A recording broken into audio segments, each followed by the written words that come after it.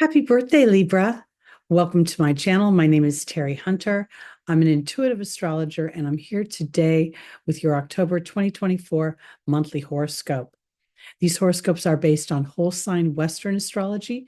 So when I'm talking about Libra, I'm referring to Libra rising as dictating the landscape of the chart, being the first house.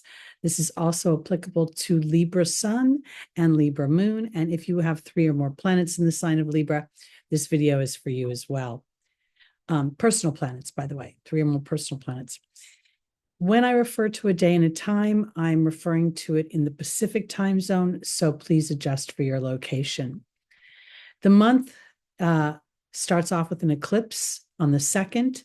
On the 9th, we're going to see Jupiter retrograde until February 2025. We see Pluto go direct in Capricorn for the last time in 248 years. It's a big month. Let me pull up the chart and I'll show you what we're talking about.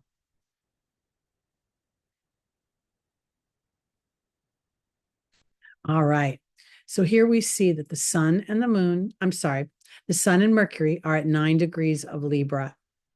This is significant because they're having a conversation with the South Node. And in about 24 hours, the moon is going to join this conversation in the eclipse. So here, what we're looking at, Libra, is your first house. We're looking at the sun being actually in fall. So the sun is challenged in Libra. The sun, naturally rules the sign of Leo, and it is exalted in Aries. So it's very much about me. And in Libra, the sun has to be about a we. And here we see Mercury having a conversation about that very dynamic. How do I individualize myself within my cooperative, balanced, harmonious, committed relationships? And one of those relationships would be the relationship you have with yourself. The South Node has been traveling through your first house for about a year. And for me, as an intuitive astrologer, it really represents a point where I get to be egoless, meaning I'm not going to edge God out and allow myself to blossom, which contributes to my relationships, contributes to my professional and committed partnerships, and my peace of mind and my harmony. The South Node is heading towards, the South Node goes backwards, or the nodes go backwards. It's heading towards the supergalactic center at 2 degrees of Libra.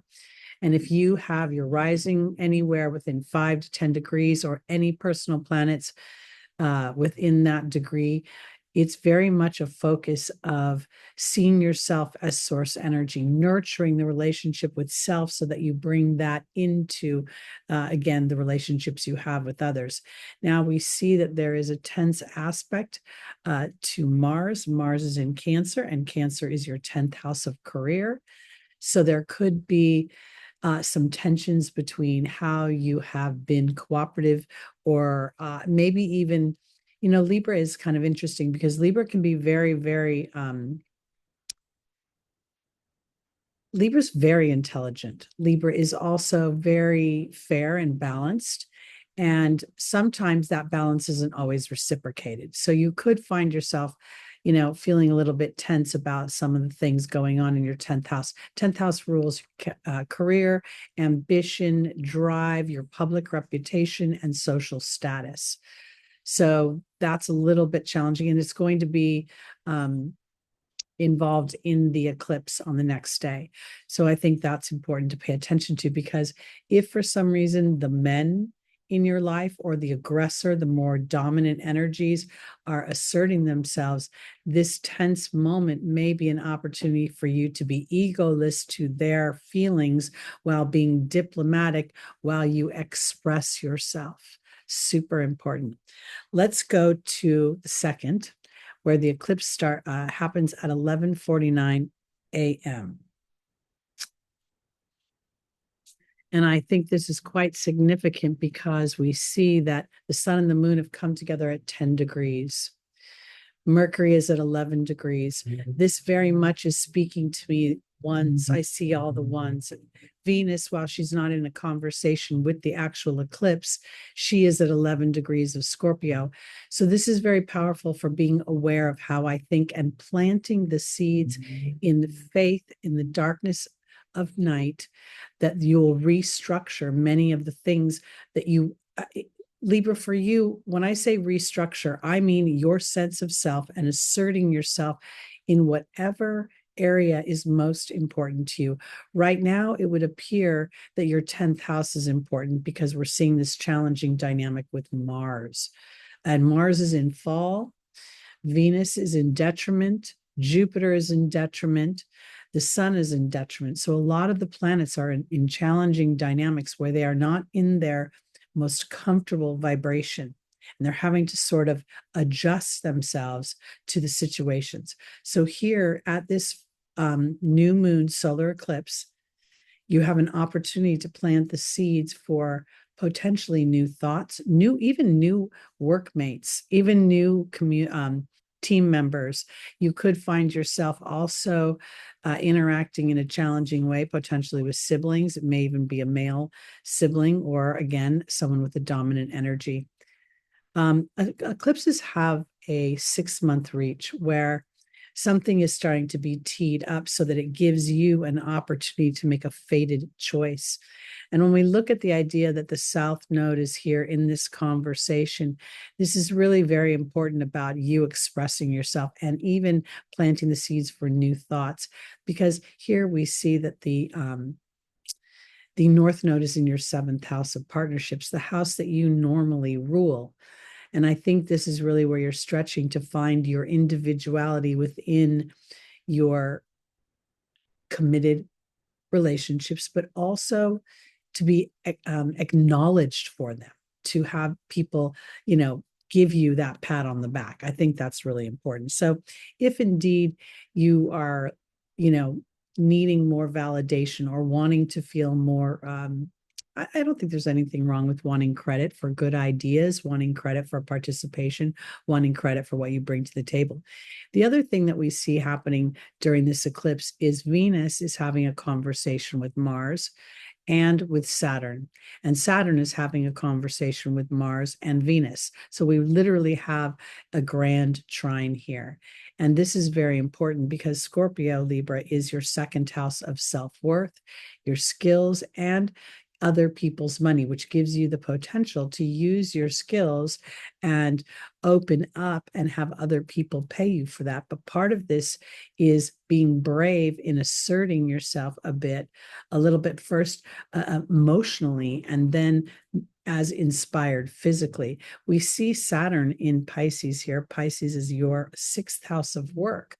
So this could very well bring an opportunity to find yourself in a place where over the next 6 months, with your brave action and willing to assert yourself and your ideas, you could find yourself reaping the rewards that Saturn has to offer in your 6th house, which would be long-term opportunities to express your creativity and your ideas.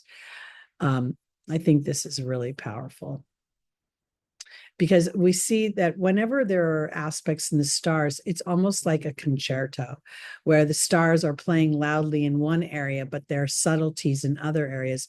And while this trine is powerful, I also think the subtleties in the background, where's my cursor? Hello, there it is Pluto.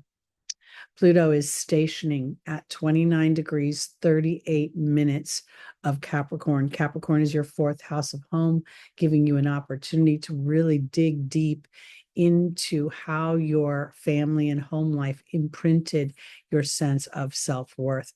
The 29 reduces down to an 11, and the 38 reduces down to an 11.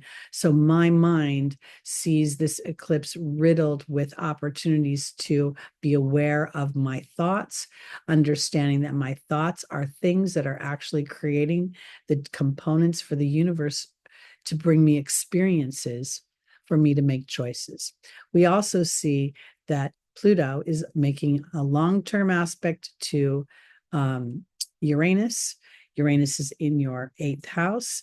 And then we see it's making a sextile to your 6th house, Neptune.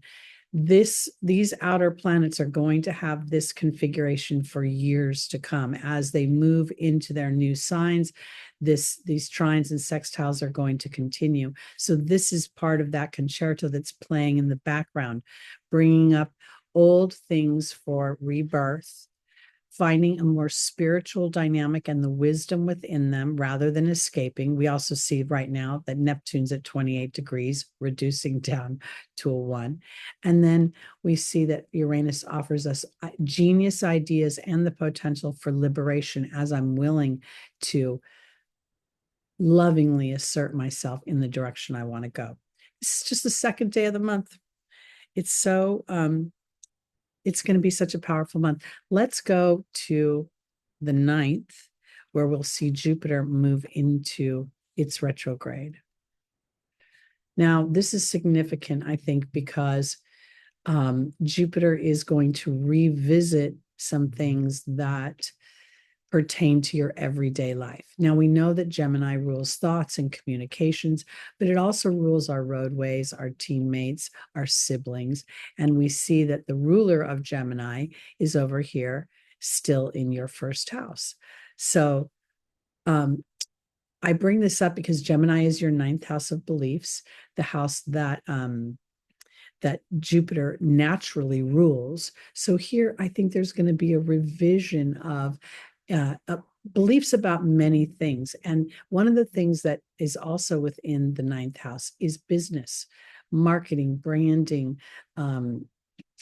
writing and publishing. So you may find yourself reworking or revisiting some ideas about how to expand your business, expand your reach, expand your communications with your demographic or your tribe or your clientele.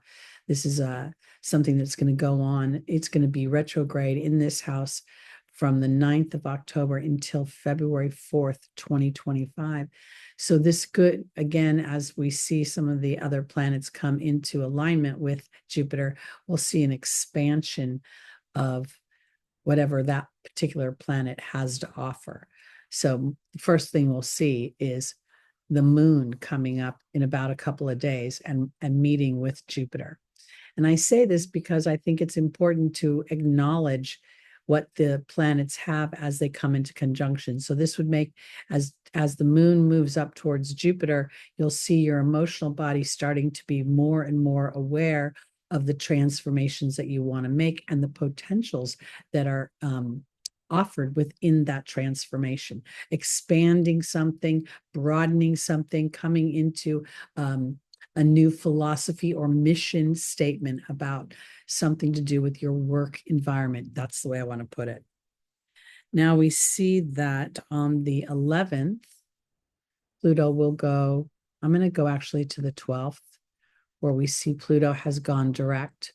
And Pluto is still at 29 degrees, 38 minutes. This again is emphasizing those ones to me, that there's something about how I'm transforming my mind. I'm revisiting the beliefs that maybe were, I don't even realize I'm operating on because they're so ingrained in me. I kind of think of it like food. You know, some people wake up and bacon and eggs is a normal breakfast. And if they try to eat vegetables in the morning, it feels awkward or weird. These are the things that we're taught, though, within our home, because there are people around the world who wake up and eat fish for breakfast or drink fish soup or eat vegetables. So you're going to revisit some of the structures that were imprinted upon you through your home environment and giving yourself an opportunity again for renewal there. On the 13th, Mercury will move into Scorpio. And as that happens, actually, I'm going to go to the 14th because let me see the 15th, because we'll see Mercury, maybe I'll go back a day. Mercury is going to become conjunct the Shapley attractor. That is at 2 degrees of Scorpio. So this is a point in the Shapley cluster where we're releasing false attachments to other people's opinions, false attachments to other people's power over us through money, sex, control, even sometimes the opportunity to, they could be clients.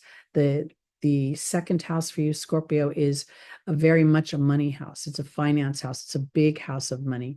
So you could be releasing attachments that you have about money, meaning any limitations you may have, which would be evidenced by Pluto in your fourth house, where, some of us were raised with the saying, money doesn't grow on trees.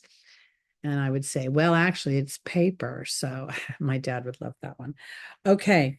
So Mercury entering Scorpio, in addition to meeting this point on the Shapley cluster, is also going to make us think more deeply, more, and maybe even reacting a little bit more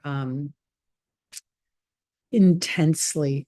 It's a very intense time. We're just a few weeks away from the United States having the presidential election. That's an extremely impassioned arena right now for many people. So let's go on to the 17th, which is my birthday, where we see a full moon at 4:26 a.m. Now, full moon is where the sun and the moon are in the brightest phase of the moon. And this is very powerful for me because the sun is actually conjunct the fixed star Spica in your first house, making an opposition to your seventh house moon. Here's the moon, and Chiron is right here. So there's going to be illumination of something that you've carried in the way of a wound that's giving you an opportunity actually to see the wisdom of that wound and in many ways extract the benefit or the value or the reward from it. Again, it's going to take a bit of bravery here. Aries, again, is your seventh house. The seventh house doesn't just hold marriages, it holds contractual partnerships. And while the moon and the sun are both making a T-square to Mars in your 10th house, this tense illumination could actually be exactly what's needed to bring up what's been sitting underneath and clear the air so we could have forward movement. We're also going to see that Pluto is in a square with this full moon as well. So we've got like a grand square, and as I like to think of it, the two T-squares are really focusing in on the bravery of the transformation, rather than staying sort of married to the old story, allowing for the new story to come up. And that could be a little bit painful, honestly. Wherever Chiron is, there's challenges, and wherever Pluto and Mars can be, there can be old resentments here. There can be an identification where, without realizing it, your sense of self has been diminished because of how you were perceived as a youth.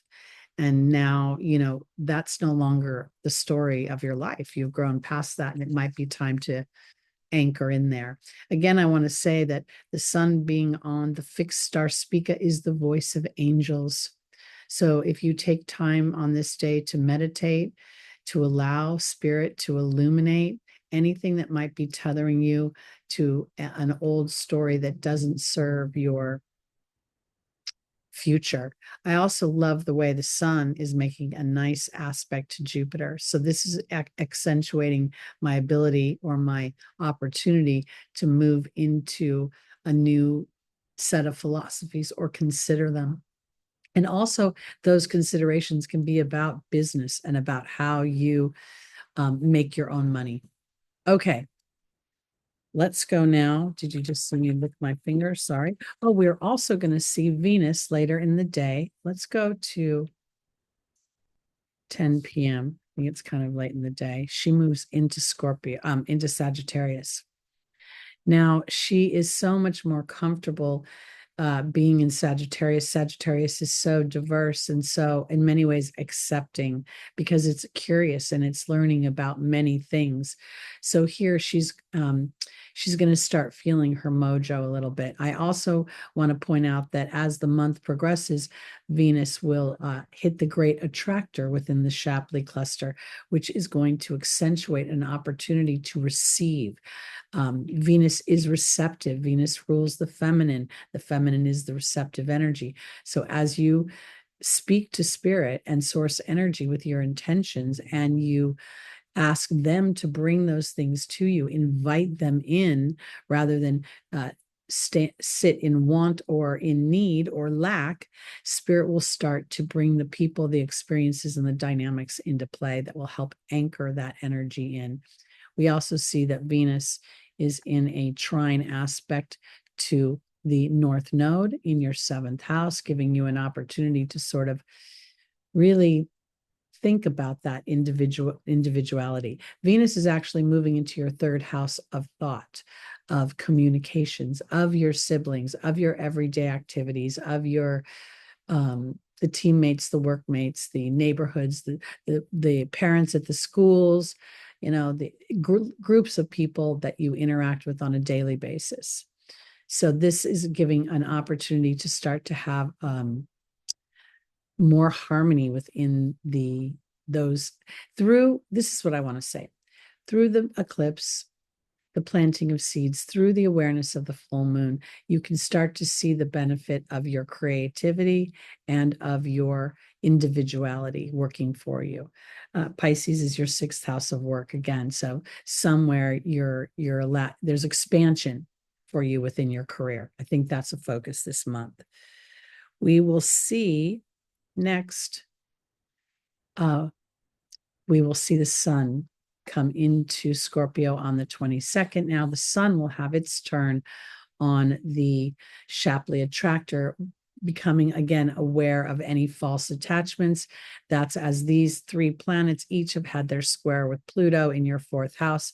That's very much illuminating, where there's an anchor, where there's something tethering you to a smaller version of yourself. And we still feel Mars's tenseness in its opposition to Pluto, and that's growing as the month goes on.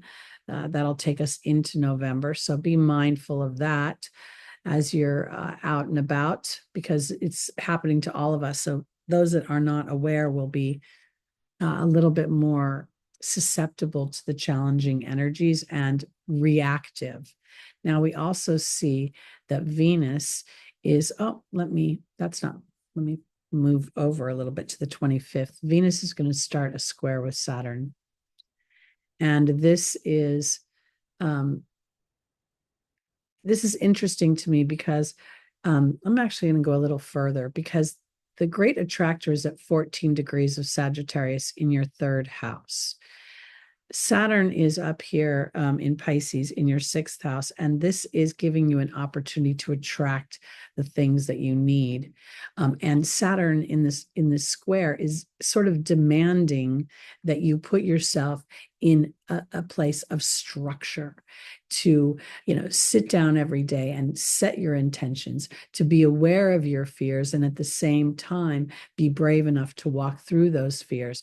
And the fear may be, if I just sit here and ask the universe to bring me something, is that really viable, feasible? Many may say no, but at the same time, when you experiment with this, you'll find that the universe is very much in a universe of attraction and will indeed bring you all the things you need, which will empower you for your future, which is where Saturn starts to give you rewards when Saturn moves forward next month. So this is this growing square between Saturn and Venus is about getting serious about your self-worth, about your self-talk, about what your value is within the workplace and your service to others. And again, there's a very spiritual dynamic to the house of Pisces, but there's also a very, very creative one. And up until now, you may have inadvertently missed out on your creativity because you are focused elsewhere. And now you have an opportunity to shift that dynamic. So that's pretty much it for the month of October. Again, my Libras, happy birthday, happy solar return. It's always very wise to set intentions with spirit. for your coming year on your solar return. I think it's quite fortuitous that we have a new moon solar eclipse. If your birthday is within 3 days on either side of the 2nd of October, this is really powerful for you, especially, but for all Libras. So that's it. I'll be back in November with your next monthly. Please like, please subscribe, please share, and please comment. And have a lovely, lovely October. I'll see you soon.